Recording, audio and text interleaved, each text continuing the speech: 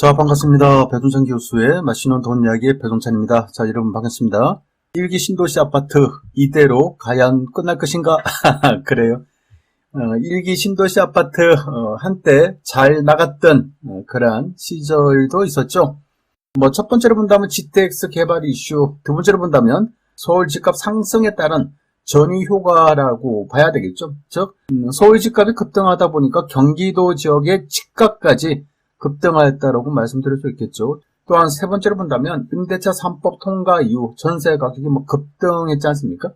이처럼 전세 가격이 급등하니까 경기도 지역에 있는 아파트 가격까지, 매매 가격까지 끌어올렸다라고 말씀드릴 수 있겠죠. 이처럼 수도권 경기도 지역의 아파트 가격이 많이 상승하였다. 이처럼 좋은 시절이 있었다라고 말씀드릴 수 있겠죠. 여기에다가 일기 신도시 아파트 경우에는 대통령 선거 공약이었죠. 일기 신도시를 재정비하여 차세대 명품 도시로 재탄생시키겠다. 그래요. 약 30만 가구가 되는 이러한 아파트를 재정비 사업 촉진을 위한 특별법을 제정해서 용적률을 상향 조치해주겠다. 즉 일기 신도시 아파트를 가진 소유자들 입장에서는 정말 기쁜 소식이다라고 말씀드릴 수 있겠죠. 따라서 대통령 선거가 끝난 이후 4월달, 5월달까지만 하여도 일기 신도시 아파트는 거의 대박의 분위기였죠. 때만 되면 오른다. 그렇죠? 또 일기 신도시 아파트, GTX 등등에서 많이 올랐지만 지금이라도 사야 된다. 이런 분위기가 형성되었다라고 말씀드릴 수 있다는 겁니다. 그런데요, 지난 8.16 부동산 공급 대책에 의하면 일기 신도시 개발 계획을 2024년에 발표한다고 하니, 그렇죠. 이거 완전히 일기 신도시 소유자들, 집주인들 입장에서는 난감하다라고 말씀드릴 수밖에 없겠죠. 따라서 일기 신도시 아파트 가격은 재건축 실망 매물들이 쏟아지기 시작하였죠. 따라서 일기 신도시의 집값, 아파트 가격은 뚝뚝 떨어지고 주민들이 이제 단체, 그렇죠? 주민들이 단체로 피켓 시위를 하는 이러한 경우에까지 이르게 됐다라고 말씀드릴 수 있겠죠. 그만큼 이제 주민들이 기대를 많이 했죠. 일기 신도시 재정비 특별법 통과되고 일기 신도시 용적률을 높여주면 집값은 많이 오른다. 이러한 기대감이 한순간에 어떻게 보면 2024년에 그때서야 계획을 발표한다니 주민들 입장에서는 정말 기분이 나쁜 거고 뿔이 났다? 그래요. 특히 올해 3월달, 4월달, 5월달에 일기 신도시 아파트 사신 분들 입장이라면 그렇죠. 올해 3, 4, 5월달에 사신 분들 아파트 가격 떨어진 거 아닙니까? 그런 분들 입장이라면 정말 뿔이 났다라고 말씀드릴 수 있겠죠. 이에 정부는요. 아니다. 일기 신도시 마스터 플랜 국민께 제대로 설명이 안 돼서 그렇다. 이러한 개발 계획만 하더라도 5년 정도가 걸리는데 2년 만에 빨리 발표하는 거다. 이러한 자세한 설명이 누락되었다. 이렇게 일기 신도시 주민들을 좀 달래고 있죠. 어떻게 보면 참 세상은 요지경 그런 분위기로 계속 흘러가는 것 같아요. 자, 그렇다면 앞으로 일기 신도시 재건축은 어떻게 될까요? 하긴 할까요? 아니면 말 그대로 빈 공짜 공약이 될까요? 일단 저희 생각부터 정리를 해드리면 먼저 일기 신도시 재건축 하긴 할 겁니다. 합니다. 그래요. 다만 문제는 언제 할지 몰라. 그래요. 하긴 하는데 첫 번째로 본다면 언제 완공될지는 모르는 사업이다라고 말씀드릴 수 있겠어요. 앞으로 10년이 걸릴지 아니면 앞으로 15년이 걸릴지 아니면 20년이 걸릴지 아무도 모른다는 사실입니다. 서울 대치동 음마아파트 재건축을 한번 생각해 보시죠. 1979년도에 완공이 되어 입주를 시작한 음마아파트 또한 재건축 언제부터 한다, 안 한다, 한다, 안 한다, 못한다, 한다, 할 수 있다, 앞으로 한다, 앞으로 못한다, 정부의 제재 때문에 못한다, 근데 이제는 할 수 있다. 등등등, 그렇죠. 그렇잖아요. 서울 강남의 대치동 음마아파트까지도 이렇게 왔다 갔다 하고 있는데 아직도 못하고 있는 거 아닙니까? 4,424세대 음마 아파트도 제대로 지금 못하고 있는데 거의 뭐 30만에 가까운 1기 신도시 재건축이 여러분 생각만큼 쉽게 이루어질까요? 한 번쯤 이런 의문을 가지고 생각을 한번 해보셔야 되겠죠. 그리고 두 번째, 하긴 하는데 재건축 특별법 국회 통과가 될까? 그래요. 이것도 뭐 의문을 당연히 가지셔야 되겠죠. 아무리 좋은 법안이라고 하더라도 국회에 무조건 통과되는 건 아니지 않습니까? 여기에다가 지금 더불어민주당이 국회를 거의 장악하고 있는 분위기에, 그렇죠? 재건축 특별법 과연 더불어민주당 국회의원들이 통과시켜 줄까요? 따라서 1기 신도시 마스터 플랜은 2024년 총선 이후로 잡은 것은 아닐까요? 일단 2024년 국회를 장악한 후에 진행하겠다. 이런 현 정부의 의도를 우리는 엿볼 수가 있다는 거예요. 그리고 1기 신도시 재건축이 그리 만만하지 않은 이유. 세 번째 이유로 본다면 1기 신도시는 해주고 우리는 어떻게 하라고? 우리도 해주는 거야? 그래요. 이건 무슨 말이냐라고 한다면 노태우 정부 때 아파트 가격이 많이 급등했죠. 따라서 노태우 정부는 주택 공급 200만 호로 건설한다는 거죠. 여기에 200만 호 속에 1기 신도시가 포함이고 대구 성서, 대전 둔산, 광주 상무지구 등등 이런 지역이 다 포함돼가지고 주택 공급 200만 호 계획을 발표한 거죠. 따라서 착실히 이행이 돼가지고 200만 호가 입주를 한 거 아닙니까?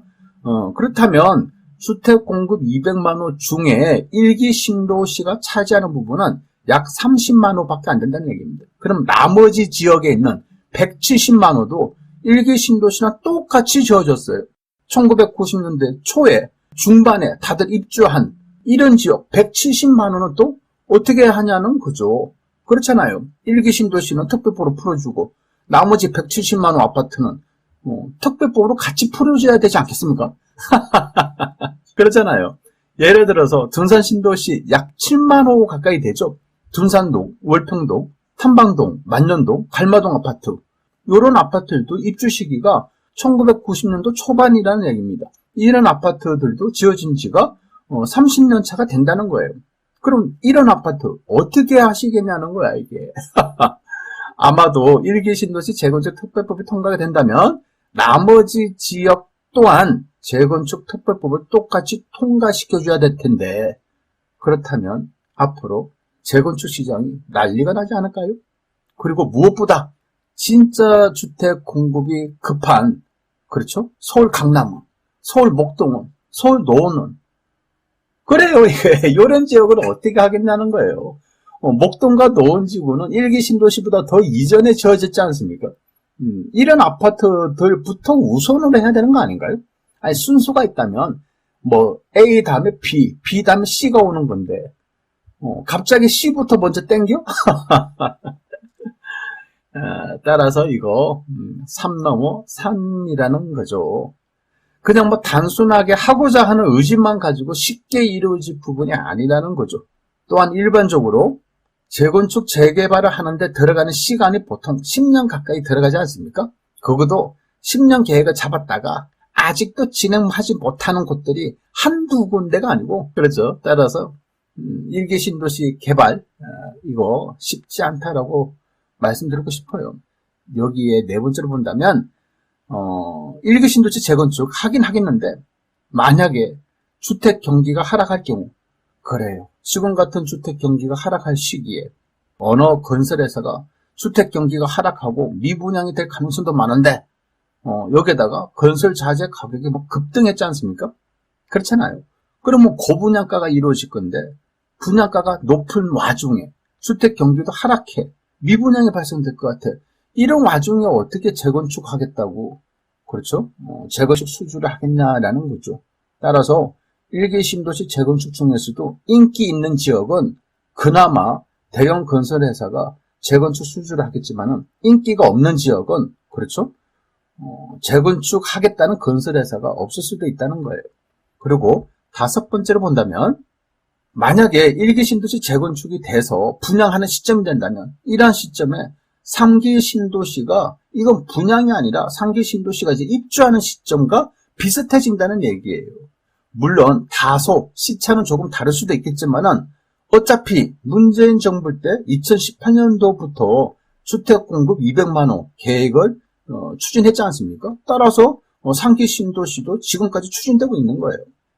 이러함으로 2024년 1기 신도시 개발 계획이 발표가 되고 구체적인 계획 수립과 입법 절차 통과 등등 다 하고 1기 신도시가 분양하는 시점에는 주택 공급 200만 호, 상기 신도시가 입주하는 시점이 될 가능성이 많아 보인다는 얘기입니다.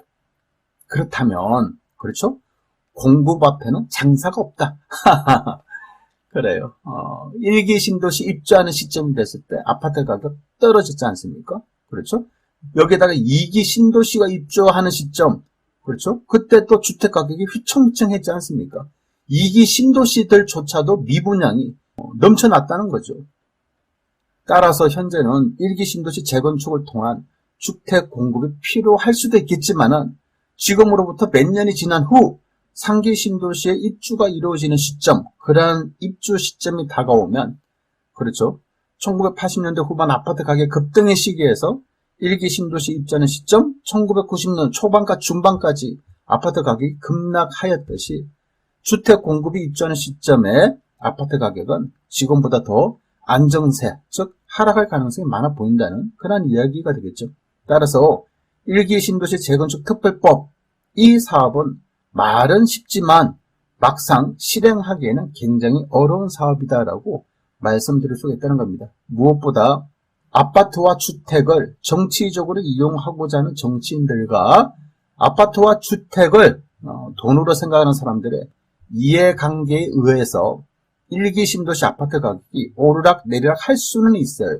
마치 주식시장의 작전주처럼요. 작은 이슈에 매수 세력이 붙었다가 또 작은 이슈에 매수 세력이 하루아침에 갑자기 매도 세력이 되는 부동산 시장의 작전주가 될 가능성이 많아 보인다는 얘기입니다. 따라서 선량하고 착한 쉽게 아파트를 매수하거나 쉽게 아파트를 매도를 하지 못하는 사람들의 입장이라면 1기 신도시 아파트 실거주가 아닌 이상은 앞으로 조심하셔야 될 것 같아요. 아마 뉴스 하나하나에 따라서 보도자료 하나하나에 따라서 쉽게 1기 신도시 아파트 가격은 급등할 수도 있고 급락할 수도 있다라고 말씀드릴 수가 있다는 겁니다. 결론적으로 1기 신도시 재건축 그리 말처럼 쉽지는 않다. 또한 완공 시까지는 굉장한 시간이 걸린다. 여기에다가 작전 세력이 붙을 가능성이 더 많아졌다라고 이렇게 말씀드릴 수가 있겠습니다. 1기 신도시 더더욱 조심하셔야 된다라고 말씀드릴 수가 있겠죠. 이상까지 배종찬 교수의 맛있는 도움 이야기였습니다. 감사합니다.